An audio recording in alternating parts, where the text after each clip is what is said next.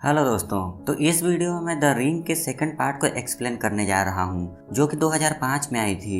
मैंने इस मूवी के पहले पार्ट को एक्सप्लेन कर दिया है, तो अगर आपने उसे नहीं देखा है तो प्लीज़ देख लो। लिंक आपको आई बटन और डिस्क्रिप्शन में मिल जाएगी। तो द रिंग में हमने देखा था कि रेचल अपने बेटे से वीडियो टेप की कॉपी बनवा लेती है, ताकि जब कोई और इस वीडियो टेप को देख ले तो शराब एडन के ऊपर से हट जाए।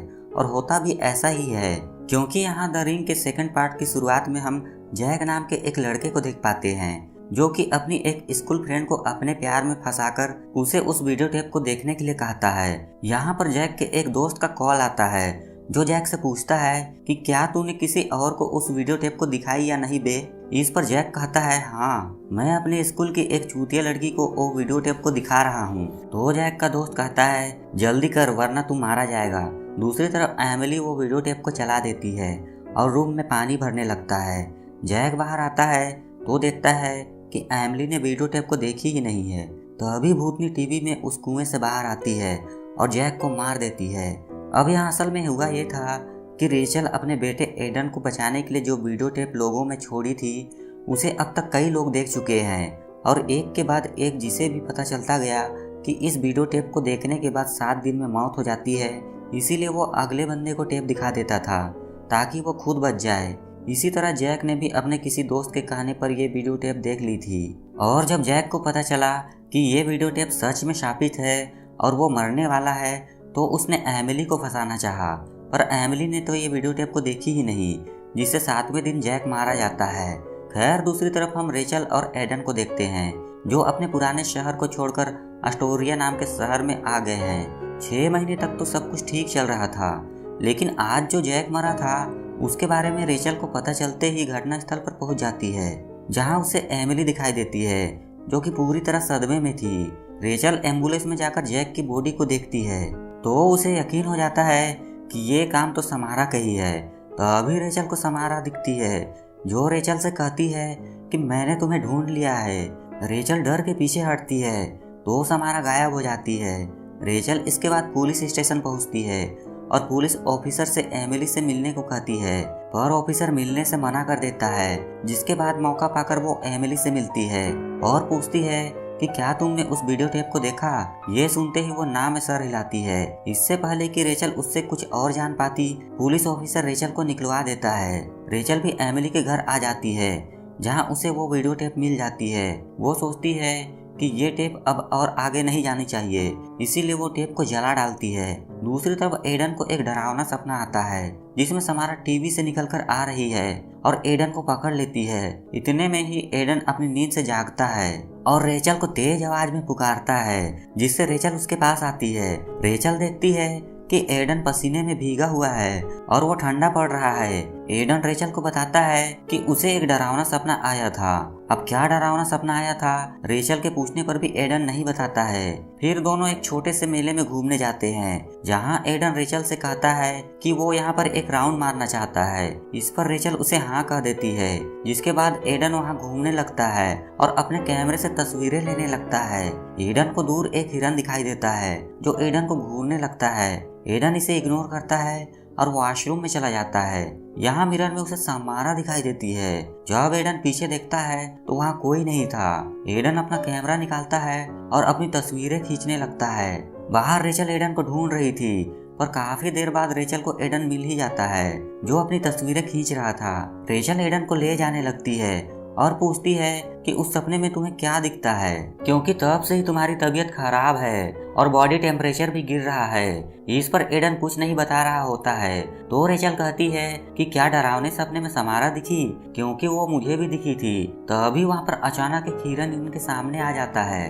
तो रेचल कार रोक देती है और एडन कहता है कि मत रुको। तभी ये हिरन इन पर हमला कर देता है और फिर एक और हिरन इन पर हमला कर देता है। रेचल अपनी कार भगाती है तो सामने से एक और हिरन आकर टकरा जाता है। रेचल कार रोकती है तो कई सारे हिरन इनका रास्ता रोक लेते हैं। ये हिरन एडन की तरफ आकर्षित हो रहे थे, शायद इसीलिए क्योंकि समारा एडन के आसपास ही थी। ये जानवर घोस्ट और भूत को देख सकते हैं। खैर, ये किसी तरह से वहां से निकल जाते हैं। रेचल एडन की बॉडी टेम्परेचर को चेक करती है तो उसका टेम्परेचर नॉर्मल टेम्परेचर से बहुत कम था, जो कि चिंता की बात थी। इसीलिए रेचल कॉल पर किसी डॉक्टर की सलाह लेने की कोशिश करती है, पर घर की लाइट के साथ साथ फोन भी बंद हो जाता है।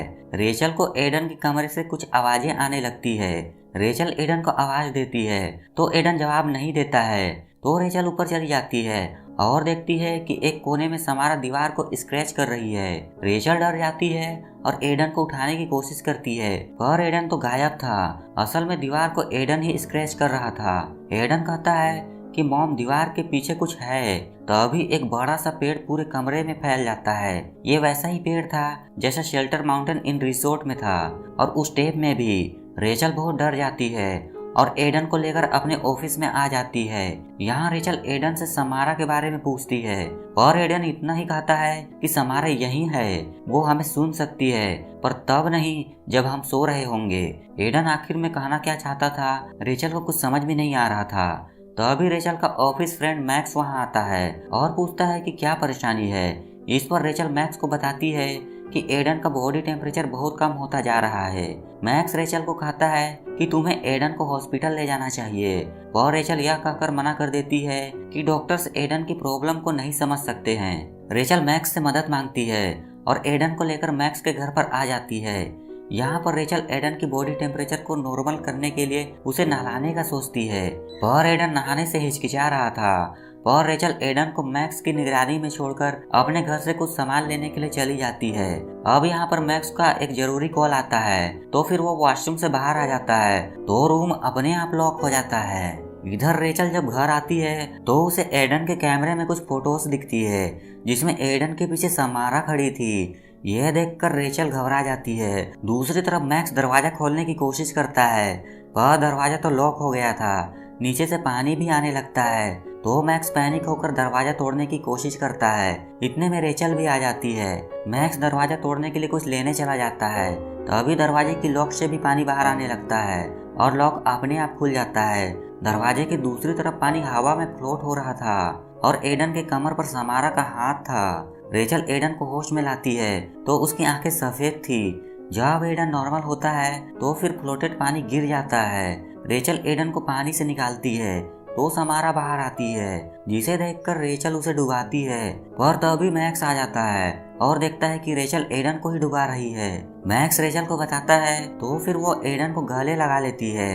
मैक्स को कुछ समझ में नहीं आ रहा था कि रेचल आखिरकार ऐसा क्यों कर रही थी।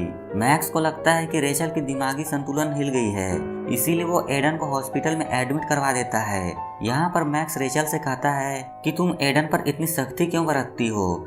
इस पर रेचल वो कैमरा वाली फोटोज दिखाती है जिसमें समारा एडन के पीछे थी। मैक्स कहता है कि अब इन सब का क्या मतलब है। रेचल मैक्स को समारा की पूरी जन्म कुंडली बता देती है और कहती है कि अगर तुम्हें अभी मेरी बातों पर यकीन नहीं हो रहा है तो फिर कैमरे से एडन की फोटो लेना, उसके पीछे तुम्हें समारा दिख जाएगी। इसके बाद वो एडन के पास जाती है, जहाँ एडन रेचल के हाथ को पकड़ता है और कुछ और विजन्स दिखाता है, जिसमें रेचल की एक फाइल भी दिखती है। सुबह होते ही साइकियाट्रिक डॉक्टर एमा टेम्पल वहाँ आती है और बताती है कि हमें एडन से बात करनी है, ताकि हम जान सके कि आप एडन के लिए एक अच्छी माँ हैं या फिर नहीं। अब एमा टेम्पल इसीलिए आई थी क्योंकि रेचल एडन को सही समय पर हॉस्पिटल नहीं लाई थी, जो कि ये दर्शाता है कि रेचल एक अच्छी माँ नहीं है। पर इन डॉक्टर्स को कौन बताए कि रेचल और एडन जिन परेशानियों से लड़ रहे हैं वो इन्हें समझ ही नहीं पाएंगे। खैर रेचल को एडन से दूर कर दिया जाता है तब तक जब तक डॉक्टर एडन से बात नहीं कर लेती। इसके बाद रेचल समारा की असली सच्चाई जानने के लिए हेड ऑफ डिपार्टमेंट में आती है। यहाँ रिसेप्शन में वो समारा की डिटेल मांगती है, पर वो कुछ नहीं बताती है क्योंकि अगर वो बताएगी तो फिर उसकी जॉब चली जाएगी। वो सिर्फ इतना बताती है कि समारा के बारे में मिस्टर एंड मिसेज मॉर्गन को ही पता होगा, पर उस लड़की को ये नहीं पता था कि मिस्टर एंड मिसेज मॉर्गन अब मर चुके हैं। अब रेचल मॉस्को आइलैंड पर फिर से जाती है और मिस्टर मॉर्गन के घर पर पहुंच जाती है। वहां पर एक आदमी होता है जो मिस्टर मॉर्गन का घर बेचने के लिए लोगों का इंतजार कर रहा था, क्योंकि इसने एड वगैरह करवाया था। रेचल को तो पता होता है कि मिस्टर एंड मिसेस मॉर्गन दोनों ही मर चुके हैं, लेकिन फिर भी वो इस घर को देखने के लिए उस आदमी से घर की और मिस्टर मॉर्गन की बातें पूछने लगती है।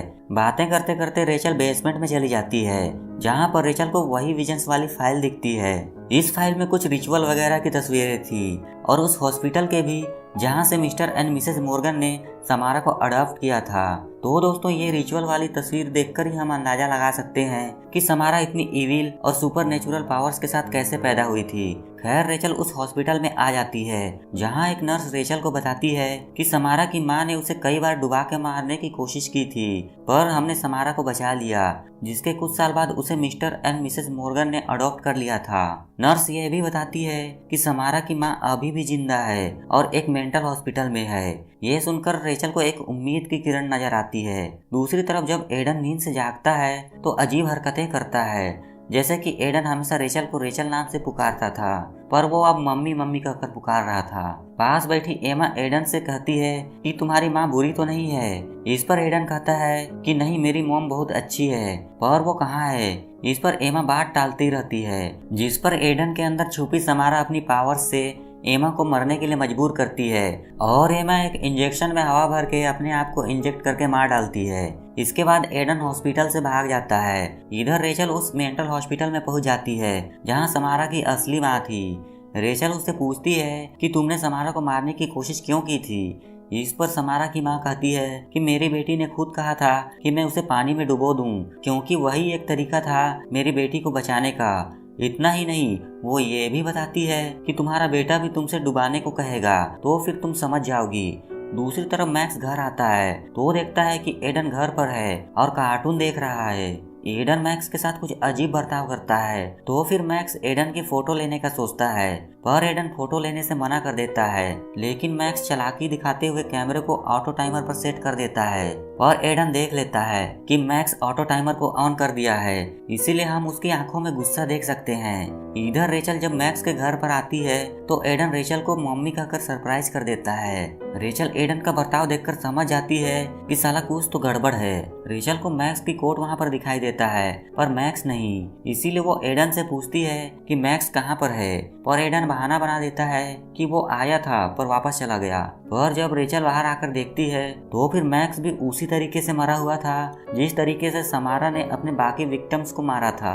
रेचल बहुत बुरी तरीके से डर जाती है। फिर रात को रेचल को एक सपना आता है जिसमें एडन रेचल को बताता है कि समारा को वहाँ ले जाओ जहाँ वो सबसे ज्यादा डरती है, यानी कि पानी में, तभी वो मुझे छोड़ेगी, वरना वो मुझे कभी छोड़कर नहीं जाएगी। रेचल सपने से जागती है और ना चाहते हुए भी एडन के ब्रेड में नशीली दवा मिलाकर उसे खिला देती है। जब एडन सो जाता है तो रेचल मौका पाकर एडन को बाथटब में डुबाने लगती है, लेकिन तभी एडन की आंख खुलती है और वो ऐसे नाटक करता है कि उसके अंदर कोई है ही नहीं, और रेचल अपने दिल पे पत्थर रखकर उसे डुबाने लगती है। जब एडन की सांसें रुकने लगती है तभी समारा एडन के शरीर को छोड़कर बाहर आ जाती है और पानी में छू हो जाती है। एडन भी बच जाता है, लेकिन अभी सब कुछ खत्म नहीं हुआ था। समारा टीवी से बाहर आने लगती है और रेचल अपना सेक्रीफाइस करने का सोचती है। समारा रेचल को पकड़ लेती है, जिससे रेचल कुएं में पहुंच जाती है और यहाँ पता चलता है समारा के कुएं से बाहर आने का असली सच। दरअसल कुएं का मुंह कभी बंद ही नहीं किया गया था, जिस वजह से वो बाहर आ जाती थी।